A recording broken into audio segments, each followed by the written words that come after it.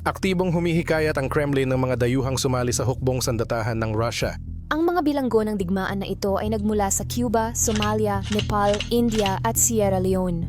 Si Malik, na halatang nanghihina, ay bagong huli ng hukbong Ukranyano habang lumalaban para sa Russia.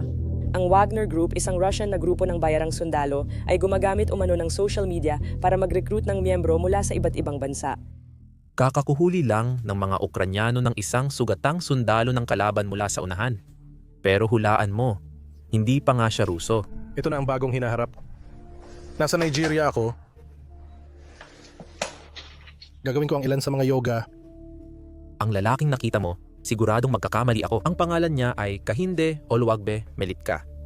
Isang 23 taong gulang na estudyanteng Nigerian na ngayon ay nahuli na suot ang uniforme ng Russia sa lupa ng Ukraine. Pero paano nga ba ito nangyari? Sige, humanda ka. Dahil ang kwento ni Kehinde ay bintana sa isa sa pinakakakaiba at pinakamalungkot na subplot ng digmaang ito. Bahaging nagmamakaawa ang Moscow sa mga dayuhan na lumaban at mamatay para sa hukbong Ruso. Nagpunta si Kehinde sa Rusya bilang estudyante sa Higher School of Economics sa Moscow. Sa lahat ng kwento, naghahanap siya ng mas magandang kinabukasan, hindi ng isang larangan ng digmaan. Pagkatapos magsimula ang pananakop ng Rusya sa Ukraine at nagkulang ng tauhan ang Kremlin, naging target siya ng mga recruiter. Inakit siya ng pangakong mabilis na pera at ligtas na serbisyo at sinabing madali lang ang trabaho, suportang trabaho na malayo sa labanan. Bilang dagdag na insentibo, inalok pa siya ng mabilisang pagkuha ng pasaporteng Ruso. Sumali ka sa amin at pwede kang mapabilang dito. Tila magandang alok ito sa kanya. Isang malaking sahod sa naghihirap na ekonomiya ng Rusya, isang trabahong ligtas at malayo sa labanan, at gantimpalang pagkamamamayan na maaaring magbigay ng seguridad sa kanyang kinabukasan. Sa halip, makalipas lang ang ilang linggo, natagpuan niya ang sarili niyang isinabak sa isang madugong labanan sa rehiyon ng Zaporizhia, isang uri ng halos pagpapakamatay na pagsugod kung saan tinutulak ang mga sundalo sa bukas na parang laban sa matibay na depensa ng Ukranya habang tuloy-tuloy na binobomba ng artillerya at drone. Alam nilang ipinapadala sila para katayin. Si Kehinde ay halos hindi marunong magruso, ngunit nagsisilbi siya sa 500 at ikatlong Guards Motor Rifle Regiment ng Rusya. Inaasahan siyang sumabak sa putukan at mamatay para sa layuning halos di niya maintindihan. Iyon ang kapalaran niya. Kung matatawag mo man, iyon ay ang masugatan at masagip ng mga Ukrainians. Sa halip na pabayaan siyang duguin ng mga Ruso, napilitan siyang lumaban kasama nila. Pero si Kehinde ay hindi nag-iisa. Malayo pa iyon sa katotohanan. Dahil sa dami ng kalalakihang African sa mga trintsera, tinawag sila ng mga Ruso na Black Wagners, na inihalin tulad sa Wagner Mercenaries. Noong una, sinasabi ng mga ulat na daan-daang kalalakihan mula sa Afrika ang nire-recruit. Pero ngayon, tinatayang maaaring umabot na ito sa libo-libo. May ilan na kusang sumali. Pero karamihan gaya ni Kehinde ay naloko, dinukot o pinilit sumama. Kadalasan, hindi na sila nabubuhay para maikwento ang karanasan. Pinalad si Kehinde na mahuli ng buhay ng mga puwersa ng Ukraine. Para sa iba, pag nasa giyera na, hindi na tanong kung mabubuhay pa sila, kundi kung kailan sila mawawala. Para sa binatang lalaki sa Afrika, tila mahirap tanggihan ang alok ng Russia.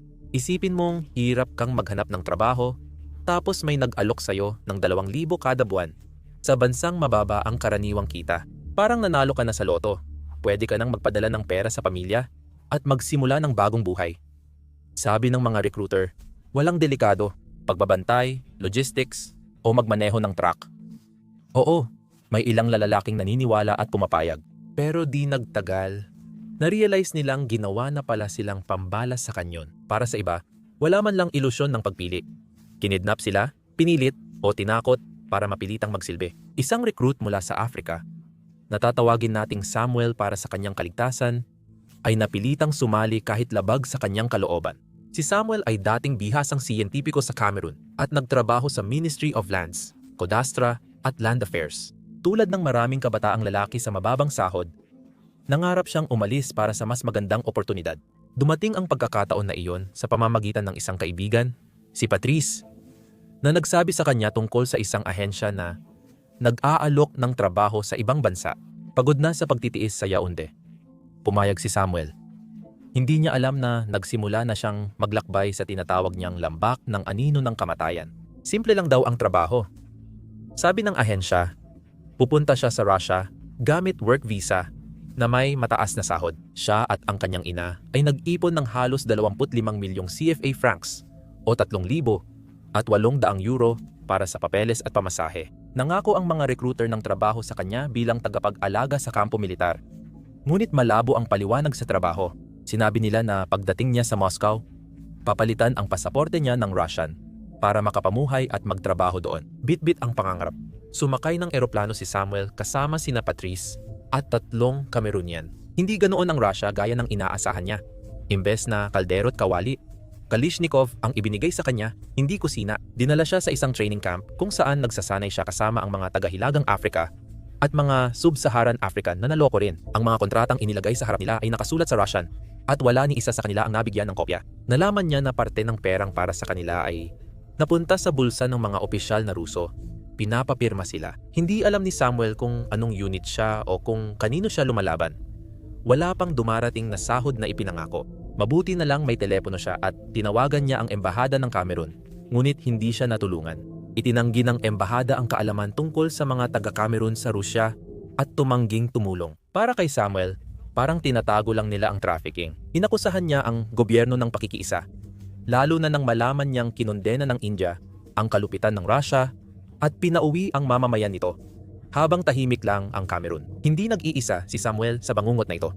Nakilala rin niya ang ibang Aprikano sa kampo na humiling na ipaabot ang mensahe sa kanilang pamilya. Isang babaeng may dalang sanggol ang nagtanong sa kanya. Desperadong naghahanap ng balita sa nawawalang asawa. Namatay ang kaibigan ni Samuel na si Patrice. Iniwan ang 4 niyang anak. Sa 5 na sumakay sa eroplanong iyon sa Yolande, 3 ang namatay. 1 ang napilayan dahil sa mga sugat. At si Samuel lang ang natirang buhay.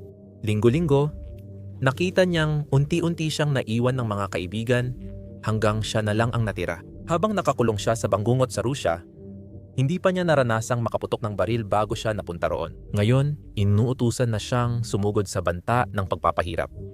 Hindi na siya pwedeng umatras. Walang sapat na gamit at training. Nakita ni Samuel kung paano sinaktan ng mga drone at mina ang mga tao. Tinago ng mga Ruso ang moderno nilang gamit para sa sarili. Habang tinulak nila ang mga Aprikano sa unahan ng walang kagamitan, napasok ni Samuel ang ilang mensahe at video sa mamamahayag para ipaliwanag ang kawalang pag-asa ng kanilang sitwasyon. Bukas, gusto nila kaming ipadala sa delikadong misyon. Ibababa ko na lang ang baril para hindi sumama. Pwedeng pahirapan at ikulong ako. Pero mas gusto ko pa ring iligtas ang sarili ko. Nasugatan na siya dati sa drone strike, pero agad pa rin siyang ibinalik sa labanan. Pag marunong na kaming maglakad, pinapabalik na kami. Ang mga Aprikano ang nauuna sa laban, habang ang mga Ruso ay nasa kampo lang at pinapadala ang mga itim at dayuhan sa unahan. Hindi nagtagal matapos ang mga mensaheng iyon, natahimik na si Samuel. Kung siya man ay napatay, nahuli, o napilitang sumali palalo sa makinarya ng digmaan ng Russia, wala pang nakakaalam ngayon. Ang sinapit ni Samuel, ang pagkakahuli kay Kahinde ay patunay ng desperasyon ng Moscow. Nagmamakaawa, nananakot, at ginagamit ang mga dayuhan sa digmaang hindi kanila. Mga Nigerian, Senegalese, Cameroonian, Ugandan, Somali, parami ng parami, hindi lang sa Africa. Ang itinayo ng Russia, tahimik at desperado, ay isang tagong multinasyonal na hukbo. Walang pakialam ang mga Russian recruiter kung saan ka galing. Africa, Asia, Middle East, Latin America. Pare-pareho lang sa kanila. Para sa kanila, mahalaga lang may isa pang katawan na tatanggap ng bala at mamamatay para sa Moscow. Sa katunayan, 1 linggo bago mahuli si Kahinde, inanunsyo ng mga puwersa ng Ukraine na nakabihag sila ng isang 24 anyos na mamamayang Chino na lumalaban suot ang uniforme ng Russia. Inakusahan ni Pangulong Zelensky ang Moscow ng sistematikong pagre-recruit ng mandirigma mula China. Ayon sa intelihensya ng Ukraine, may hindi bababa sa 155 Chino na kasalukuyang kasama sa Russia. May kumalat na recruitment ad sa social media ng China na nagsabing, "Lalaki ka, magpakalalaki ka." Nag-alok sila ng signing bonus na hanggang 21,000 at sahod na 2,000 at 400 bawat buwan. Nandyan din ang Hilagang Korea. Ang kasunduan ni Putin at Kim Jong-un ay nagdala ng libu-libong sundalong Hilagang Koreano, karamihan ay patay na. Nagpasikat si Kim sa telebisyon sa isang malaking palabas na puno ng drama at seremonya ng pagluluksa bago tahimik magpadala ng mas marami. Para sa kanya, pera ito at pagkakataon para mapasaya si Putin. Para sa Rusya, mas maraming katawan ang ipapadala sa labanan ngayon. Tulad ng sinabi ko kanina, kahit ang India, na sinasabing isa sa pinakamalalapit na kaibigan ng Rusya, hindi rin nakaligtas sa kahihiyan. Ilang dosenang mamamayan ng India ang naloko at napasama sa hukbong Ruso. Karamihan sa kanila ay mahihirap na kabataang lalaki na pinangakuan ng trabaho sa Rusya o pagpasok sa kahina-hinalang pribadong unibersidad. Nag-ipon sila, nagbayad sa ahente, at lumipad sa Rusya para mag-aral o magtrabaho, ngunit hindi iyon ang nangyari. Pagdating nila, kinuha agad ang pasaporte at dinala sila sa training camp. Pagkalipas ng ilang linggo, ipinadala sila sa frontline sa Ukraine. Nang makarating ang balita pabalik sa New Delhi, naging malaking iskandalo ito. Nalaman ng mga pamilya na nakikidigma at namamatay ang kanilang mga anak para sa digmaan ng iba. Hindi bababa sa 4 na Indiano ang napatay. Kinailangan ng makialam ng pamahalaan ng India. Galit na galit at napahiya sila. Diretsyang binanggit ni Modi ang issue kay Putin. Ayon sa ulat, pagkalipas ng ilang sandali, 15 to 20 Indian ang pinauwi sa kanilang bansa. Isipin mo ang usapan, Vladimir. Pwede mo bang tigilan ang pagdukot sa aming mamamayan para sa iyong digmaan? Tahimik ang Kremlin sa publiko. Wala silang sinabi. Tulad ng nangyari sa Nepal. 200 Nepali na kabataan ay illegal na nirecruit para lumaban sa Russia. Marami ang namatay. Dahil sa matinding reaksyon, ipinagbawal ng Takatmandu sa mga mamamayan ang pagpunta sa Russia para magtrabaho o mag-aral nang malaman nila ang nangyayari. At pagkatapos Sri Lanka, mahigit 300 Sri Lankan karamihan ay dating sundalo mula sa digmaang sibil ang sumali dahil sa pangakong mataas na sahod. Hindi bababa sa 16 ang patay at 40 ang sugatan bago nakialam ang Colombo at nakiusap sa Russia na itigil ang pang-aakit sa kanilang mga tao. Dapat malaman ng mundo ang nangyayari. Kahit isang estudyante o manggagawa lang ang makapanood ng video na ito at magdalawang isip bago pumunta sa Russia. Kahit sa paglalakbay lang, baka sulit na. Naggawa na natin ang parte natin. Tulungan kaming palaganapin ang kwentong ito. Like, share, at subscribe sa channel. Pinahahalagahan ka namin. Bakit hindi ginagamit ng Rusya ang sarili nilang populasyon? Bakit kailangan pang magmakaawa, manloko, o manghidnap ng dayuhan kung may 100 at 40 milyong tao ka na sa sarili mong bansa? Para masagot, balikan natin kung ano ang nangyari sa militar ng Rusya habang tumatagal ang digmaan. Paglusob ni Putin sa Ukraine noong Pebrero 2022, isinabak niya ang pinakamagagaling na sundalo ng Rusya, ang pinakamahusay na kontraktwal na sundalo, elite paratrooper, at Spetsnaz Commando. Ang plano ay sakupin ang Kiev sa loob lamang ng ilang araw, pabagsakin ang pamahalaan ng Ukraine, at tapos na ang trabaho. Pero, hindi iyon nangyari. Matindi ang paglaban ng Ukraine. At naging brutal at walang humpay ang digmaan. Pagsapit ng kalagitnaan ng 2,000 at 22 dumami ang pagkalugi ng Russia at namatay ang libo-libong profesional na sundalo. Halimbawa, tingnan ang labanan sa Ilog Siversky Donetsk sa Bilohorivka noong Mayo 2022. Tinangkang magtayo ng pontoon bridge ng puwersa ng Russia para tumawid sa teritoryong kontrolado ng Ukraine. Ayon sa ulat ng Ukraine, agad binomba ng artilleriya at airstrikes ang tulay pag-angat pa lang, kaya naging bitag ng kamatayan. Sa isang unit, 30 sasakyan ang nawasak at 40 ang napinsala, kaya 70 sasakyan agad ang nawala sa pagtawid. Bago pa maidagdag ang dumating na sundalo at armor, tinatayang halos nalipol ang buong batalyon. 485 ang napatay o nasugatan mula sa humigit kumulang 550 sundalo. Sumunod ang Kharkiv Oblast, kung saan mabilis na kontra-opensiba ng Ukraine ang nag-atras sa mga Ruso mula sa malaking bahagi ng teritoryo sa mga lugar na inukupan ng Russia ng ilang buwan. Hirap na hirap ang kanilang makinarya ng digmaan. Ayon sa mga kanluraning analista, sa pagtatapos ng unang taon, umabot sa mahigit 150,000 at halos 200,000 ang bilang ng patay at sugatang Ruso. Kahit sa konserbatibong tantiya, mas maraming sundalong nawala ang Russia sa isang taon sa Ukraine kaysa sa nawala ng United States sa isang dekada sa Vietnam. Naubos na ng Russia ang mga profesional na sundalong pumirma ng kontrata noon, umaasang may regular na sahod at madalang na deployment. Bigla nilang natagpuan ang kanilang sarili na isinabak sa isa sa pinakamalalaking tradisyonal na digmaan sa Europa mula noong ikalawang digmaang pandaigdig, at marami sa kanila ang hindi nakaligtas. Sa huling bahagi ng tag-init 2022 si Putin ay may dalawang opsyon: isuko ang layunin sa Ukraine o mabilis maghanap ng dagdag sundalo. Noong Setyembre 2022, at 22 ginawa ni Putin ang bagay na iniiwasan niya. Nagdeklara siya ng partial mobilization, nagdraft ng mga reservist at malalakas na kalalakihan para mapunan ang hanay ng sundalo. Opisyal na sinabi nilang 300,000 ang tatawagin. Pero maaring mas marami pa talaga. Ito ang unang mobilization sa Russia mula ikalawang digmaang pandaigdig at labis nitong niyanig ang lipunan. Magkaiba ang epekto kapag profesional na sundalo o voluntaryo ang ipinapadala ng Estado sa digmaan kumpara sa pagpadala ng karaniwang mamamayan. Hinuhuli ang mga lalaki sa kalsada, binibigyan ng baril at pinapadala sa labanan. Tinawag ng Russia ang pananakop bilang espesyal na operasyong militar. Hindi digmaan, kahit halos hindi ito umiiral ayon sa kanila. Agad ang naging reaksyon. Sumiklab ang mga protesta sa iba't ibang lungsod at bayan. Sa mga lugar tulad ng Dagestan, nagprotesta ang mga ina at asawa.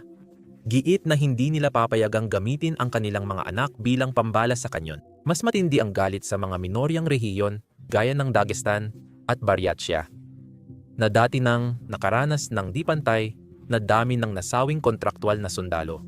Sa Yakutia at Siberia, nagprotesta ang mga kababaihan laban sa sapilitang pagpapasundalo.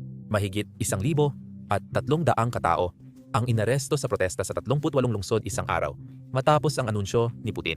Maging sa Moscow at St. Petersburg, na kadalasang tahimik, nagkaroon ng maliit na protesta laban sa mobilisasyon. Mabilis pinatigil ng pulis ang mga rally, halos kasabay ng pagsisimula nito. Ang pinakamalaking naging epekto ay hindi ang mga protesta, kundi ang paglikas ng mga tao. Ilang araw matapos ang anunsyo, daan-daang libong draft age na lalaki ang nagmadaling tumakas palabas ng Rusya papunta sa mga hangganan. 78,000 Ruso ang tumakas sa Kazakhstan. Matinding trapiko sa checkpoint ng Georgia. Puno lahat ng flight papuntang Yerevan, Istanbul, Dubai, at iba pang destinasyon na walang visa. Tinatayang mahigit 500,000 lalaki ang umalis ng Russia ilang linggo matapos ang mobilisasyon. Kalahating milyong tao ang mas piniling maging refugee sa ibang bansa o maghintay ng pagtatapos ng digmaan sa ibang lugar kaysa madamay sa labanan sa Ukraine. Maaaring ito na ang pinakamalaking paglikas mula Russia mula noong revolusyon ng 1,917 sa loob ng Russia. Yung di makaalis, naghahanap ng paraan para umiwas. Tumaas pa ang Google searches sa Russia kung paano baliin ang sariling braso. Hindi ako nagbibiro. Talagang may mga taong naghahanap ng paraan para saktan ang sarili at makakuha ng medical exemption. May ilan na nagpakasal sa single mother dahil exempted daw dapat ang mga ama ng bata. May mga nag-enroll agad sa Peking Universidad para makakuha ng student deferment. Nasusunog ang military recruitment offices dahil galit na mamamayan ang naghahagis ng Molotov cocktail para sirain ang records at bagalan ang pagtawag ng tao. Kinukuha na lang ng Ministry of Defense kung sino ang mahuli nila. Mga lalaking walang karanasan, mga tatay na nasa gitna ng edad, pati mga may malalang sakit. May mga estudyanteng ipinapatawag kahit may pangakong hindi sila gagalawin. Lalo na sa huling bahagi ng 2022 hanggang 2023. Ang mga bagong mobilisadong Ruso ay ipinadala para magbantay sa Kherson at Luhansk. Karamihan sa kanila ay walang sapat na pagsasanay, kulang sa armas at kagamitan, at walang motibasyon. Kaya nauwi sa malaking pagkalugi ng buhay. Ang mobilisasyon ay bumagal sa pag-usad ng Ukraine at tumulong sa Russia na patatagin ang front, ngunit malaki ang naging gastos sa politika. Bumaba ang kasikatan at tiwala kay Putin, habang lumaganap ang takot sa bagong mobilisasyon sa lipunang Ruso. Alam ni Putin na ang panibagong malawakang mobilisasyon ay posibleng magdulot ng galit na di na niya makontrol, kaya naghahanap siya ng ibang paraan para makadagdag ng sundalo. Diyan mismo pumapasok ang mga bilanggo ng Wagner at mga dayuhang nire-recruit. Bago pa ang formal na mobilisasyon, lihim ng kumilos ang Russia para makakuha ng mas maraming mandirigma ng hindi nagagalit ang mga tao sa lungsod. Ang grupong Wagner ang nanguna rito. Simula noong tag-init ng 2022 personal na nilibot ni Prigozhin ang mga kulungan sa Russia, mga totoong bilangguan, para direktang mag-recruit ng mga preso sa kanyang hukbong bayaran. Nag-alok si Prigozhin ng kasunduan sa mga bilanggo. Lumaban sa Ukraine para sa Russia ng 6 na buwan. Kung mabubuhay ka, makakakuha ka ng buong kapatawaran at agarang kalayaan.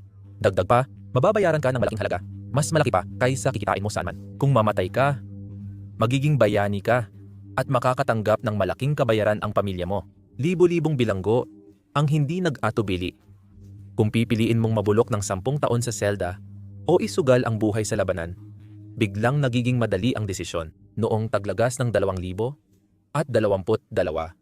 Nakapag-recruit ang Wagner ng halos 40,000 bilanggo para palakasin ang kanilang frontline unit at pamunuan ang mga pagsalakay.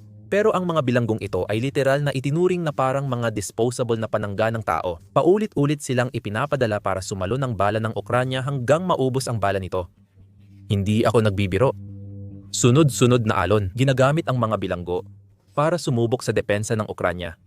Kahit mataas ang panganib sa buhay nila, sa 40,000 bilanggo, hindi bababa sa 20,000 ang namatay sa laban para sa Bakhmut.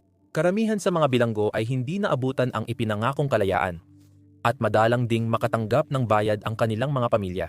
Para sa iba, nagwakas ang kwento sa body bag o mas malala, pangalan na lang sa listahan ng nawawala. Hindi iniintindi ni Wagner, lagi siyang may bagong bilanggo hanggang sa maubos ang mga ito. Noong unang bahagi ng 2023, halos maubos na ng Wagner ang mga bilanggo. Kaya pinigilan na sila ng Russian Ministry of Defense sa pagkuha ng bagong preso. Bahagi ito ng inggit sa tumitibay na kapangyarihan ni Wagner at dahil paubos na rin ang mga bilangguan. Sinabi ng Deputy Justice Minister ng Russia na bumaba na sa 266,000 ang bilang ng mga bilanggo, pinakamababa sa kasaysayan. Mula 420,000 bago ang digmaan.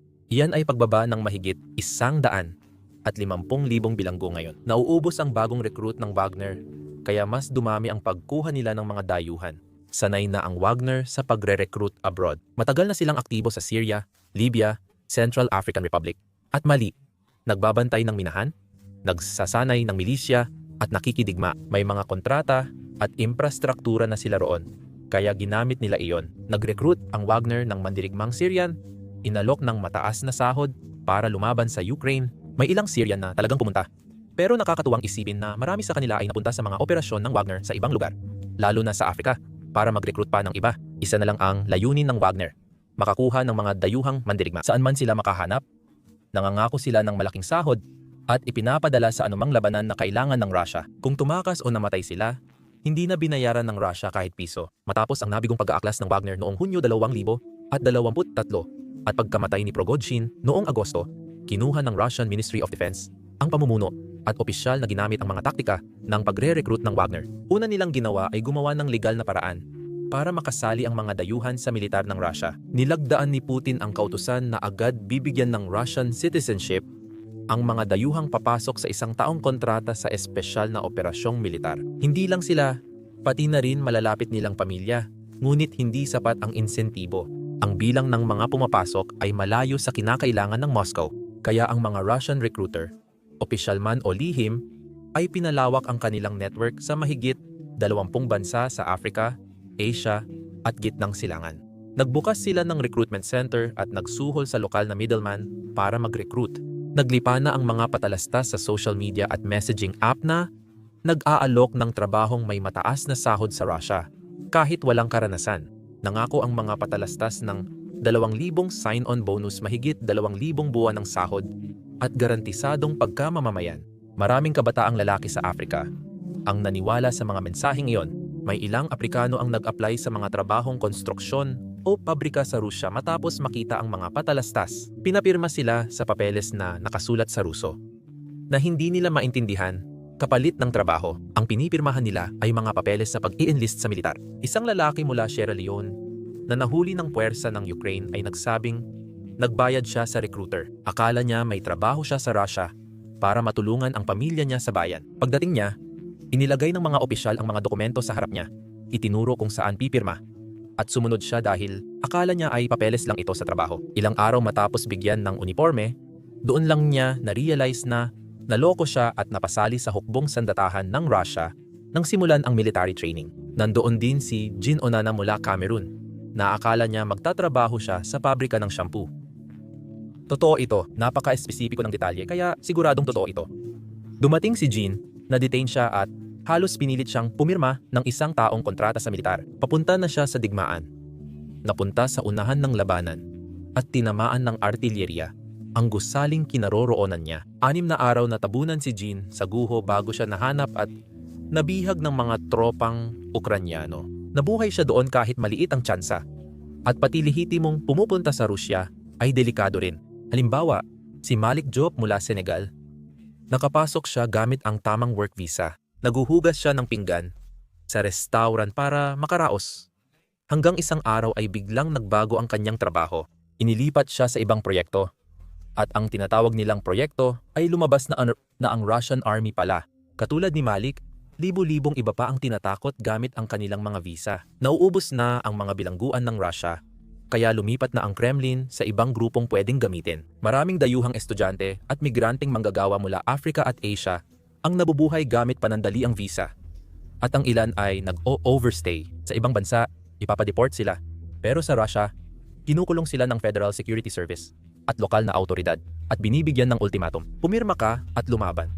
O mabulok ka sa kulungan dahil sa tinatawag nilang paglabag sa visa. Kapag matagal kang tumanggi, gigipitin ka nila sa paulit-ulit na interogasyon, abuso, at pahirap hanggang sumuko ka. Pwede pa nating itong ituloy. Marami pang ganitong kwento. At kapag napilitan ng isuot ng mga dayuhan, bilanggo, at estudyante ang uniforme ng Russia, doon na magsisimula ang pinakamalupit na bahagi. Sinasadya silang itapon sa mga pinakadelikadong misyon. Ginagamit silang pain, pambala, at panangga para protektahan ang mas mahalagang unit ng Russia. Alam ko, parang katawa-tawa pakinggan. Para itong video game strategy, gamitin ang mahina para maakit ang kalaban.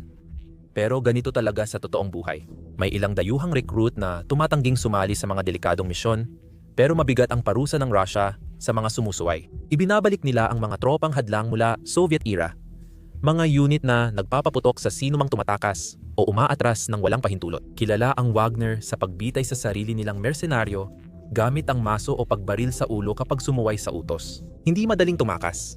Hindi mo lang basta mapapahinto ang peacekeeper ng United Nations at sabihing, ayaw mo na. Nasa likod sila ng linya ng mga Ruso. Mahigpit silang binabantayan bawat sandali kahit sa palikuran may bantay. Hindi sila pinapayagang gumala at lalong hindi sila pinapayagang pumunta sa anumang neutral na teritoryo.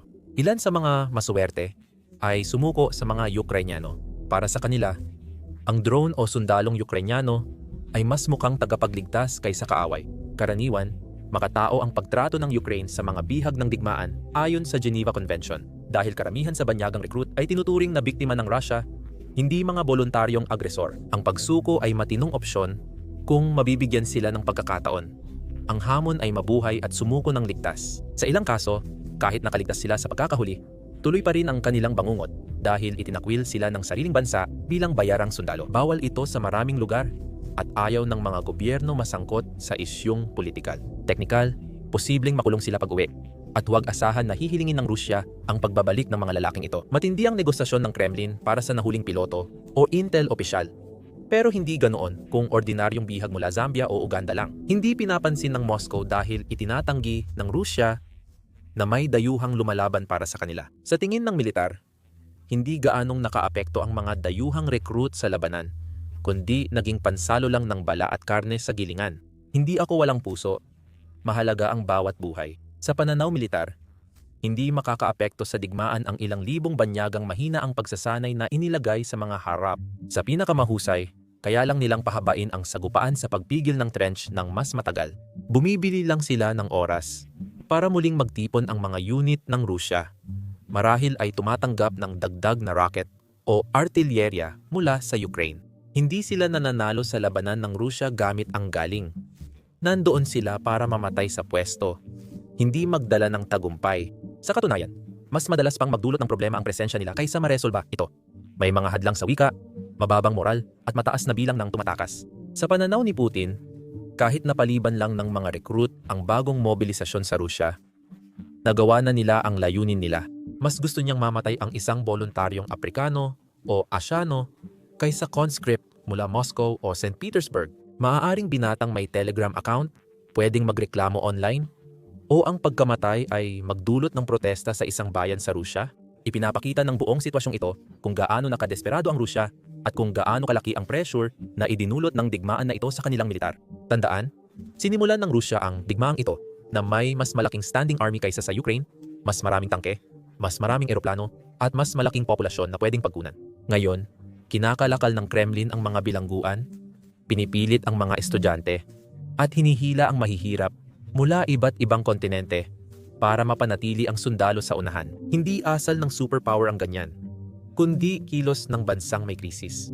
Ipinapakita rin nito ang determinasyon at katigasan ng ulo ni Putin na iwasan ang anumang panganib sa katatagan ng kanyang rehimen, tulad ng sapilitang pagpapasundalo o batas militar sa Moscow. Mas gusto niyang ipaglaban ang digmaan kaysa isugal ang pag-aaklas ng mga Ruso laban sa kanya. Iyan din ang dahilan kung bakit iginigiit pa rin ng Kremlin na tawagin itong isang espesyal na operasyong militar, imbes na totoong digmaan. Bakit hindi pa lubos na namobilisa ang lipunan? Gusto ng mga Ruso na magpatuloy sa pamimili, trabaho, at magkunwaring normal ang buhay. Dinudukot at pinipilit magsuot ng uniforme ang mga dayuhang estudyante at manggagawa bago itapon sa mga trintsera ng Ukraine. Sa tingin ko, walang alinlangan si Putin o mga mataas na general ng Russia ay hindi nababahala kung, halimbawa, may ilang estudyanteng Ugandan na nadamay sa pumalyang pag-atake. Para sa kanila, mura ang buhay basta maligtas ang mga unit ng tangke ng Russia o makaiwas sa misyon ng pagpapakamatay ang reservistang Ruso mula Vladimir o Kostroma. At iyan ay isang mapanganib na halimbawa. Kung hindi ito mariing questionin ng mundo, ano ang pipigil sa isa pang pasaway na estado na gawin din ito sa sarili nilang mga digmaan? Sino ang pipigil kung bukas ang isang diktador ay mag-imbita ng dayuhang manggagawa o estudyante at pilitin silang lumaban sa digmaang hindi nila pinasukan? Hindi nito pinapansin ang prinsipyo ng international na edukasyon at palitan ng paggawa. Isipin mo kung ilang bansa ang umaasa sa malaking diaspora ng mga manggagawa. Ang Gulf States na may milyon-milyong manggagawa mula South Asia at kanluraning bansa na may maraming international na estudyante. Sibilisado ang karamihan sa mga gobyernong ito at di gagawin iyon. Pero sa pagtawid ng Russia sa linyang ito, ipinapakita nilang pwedeng pilitin ang mga dayuhan sa bansa na magsundalo sa panahon ng krisis. Iyan ay pintuan na hindi kayang buksan ng mundo ngayon. Nakakatawa, may foreign legion din ang Ukraine, pero sobrang magkaiba sila. Ang Ukrainian Legion ay binubuo ng mga voluntaryo, mga tao mula sa mga demokrasya tulad ng United States, United Kingdom, Georgia, at pati na rin mga mandirigmang oposisyon mula Belarus na sumali dahil naniniwala sila sa layunin ng Ukraine. Hindi sila dinukot o niloko para pumunta. Pinanghinaan pa ng loob ng Kiev ang mga hindi sanay na voluntaryo. Karamihan ay veteranong militar o may matibay na paninindigan laban sa autoritarianismo. Binigyan sila ng totoong mga tungkulin, isinama sa mga unit ng Ukraine, at nandoon sila dahil sa sarili nilang kagustuhan. Walang ideolohikal na motibo ang mga dayuhang recruit ng Rusya. Karamihan sa kanila ay hindi alam kung nasaan ang Ukraine o dahilan ng digmaan. Nabiktima sila ng pananakot, pekeng pangako, o pagdukot. Oo, may mga matapang na lumalaban dahil sa instinct o pakikiisa sa kasama sa trintsera. Pero hindi patriotismo ang dahilan ng pananatili nila roon. Nagsisikap lang silang makaraos bawat araw. Umaasang darating ang sweldo o pasaporteng ipinangako. Hindi iyon dumarating kahit makaligtas sila ng 6 na buwan o taon. Hindi sila pinapalaya ng Rusya. Walang natatapos na kontrata. Kapag kaya pa nilang maglakad, paulit-ulit silang pinapabalik sa harap ng labanan hanggang mamatay o mahuli ng mga Ukrainyano. Kaya humihina ang mga sundalo. Nakita na natin ang grupo na sabay-sabay sumuko dahil ayaw nila sa laban, na mabuti rin para sa kanila. Walang sino man ang dapat mamatay para sa isang layunin na hindi naman nila pinaniniwalaan. Maaaring umasa ang Russia sa mga kaalyado tulad ng Serbia at ibang bansang Slavic para sa ideolohikal na mga voluntaryo sa hinaharap. Tulad ng Iran at North Korea, naghahanap ng nuklear, teknolohiya o pera kapalit ng buhay ng kanilang mamamayan. Karaniwan sa mga imperyo ang umasa sa bayarang sundalo at dayuhang katuwang kapag kulang na sila sa tapat na tropa. Ginawa ito ng mga Romano sa huling taon nila. Nang kunin nila ang mga Goth at iba pa. Malaki ang pag-asa ng Briton at Pranses sa mga kolonyal na rehimento noong digmaang pandaigdig. Ang Nazi Alemanya, dahil sa kakulangan sa tao, ay bumuo ng mga unit ng hindi Aleman, tulad ng Indian Legion at mga voluntaryong French SS. Hindi iyon tanda ng lakas, kundi ng pagod. Iyan ang nangyayari sa Rusya ngayon. Darating ang araw na matatapos ang digmaan at ang kabanatang ito ang tatatak sa kasaysayan. Noong desperado ang Moscow, nilibot nito ang mundo at nakiusap sa mga mahihirap, mahihina, nalinlang, at naipit na mamatay sa kanilang trintsera. Isa sa mga problema sa paggawa ng ganitong video na nagpapakita ng maraming drone strike kahit walang nasasaktan ay ito. Sa video, madalas dinidemonetize or nililimitahan ng YouTube ang mga ito. Noong nakaraang linggo, 4 na video tungkol sa digmaan ang na-demonetize ng YouTube. Yung pagpapakita ng drone strikes or kahit mga kuha mula sa frontlines ay hindi kaaya-aya para sa mga advertiser, kaya nililimitahan ang mga video. Ito ang realidad ng makabagong digmaan na nilalabanan at sinusubukang lampasan ng mga Ukrainyano. Naniniwala kami na mahalagang talakayin ito kaya inilunsad namin ang Basics Insider. Gawa namin ito mula simula kaya walang limitation. Hindi namin kailangang i-blur ang drone strike, mga footage sa frontline or mga nasisirang base ng himpapawid ng Russia. Bukod pa rito, wala talaga kaming mga patalastas sa site. Dahil dito, hindi namin kailangang i-censor ang sarili namin kahit ayaw ng mga advertisers sa mga topic namin. Hindi namin pinopondohan ang site gamit ang mga patalastas, pinopondohan namin ito sa pamamagitan ng inyong suporta. Kaya kung isa ka sa mga interesado sa ganitong uri ng balita at gusto mong mapanood ang aming mga video na hindi na censor at makakuha ng mga bonus na nilalaman na hindi namin pwedeng i-upload dito sa YouTube, siguradong sumali ka sa amin sa basicsinsider.com. Pwede mo ring i-click ang link sa description or i-scan ang QR code sa screen. Sa pagsali, mapapanood mo lahat ng na-upload at future videos namin. Bukod pa dyan, sinusuportahan mo ang aming coverage at ang aming channel kaya maraming salamat. Ako si Sam at magkikita tayo sa susunod.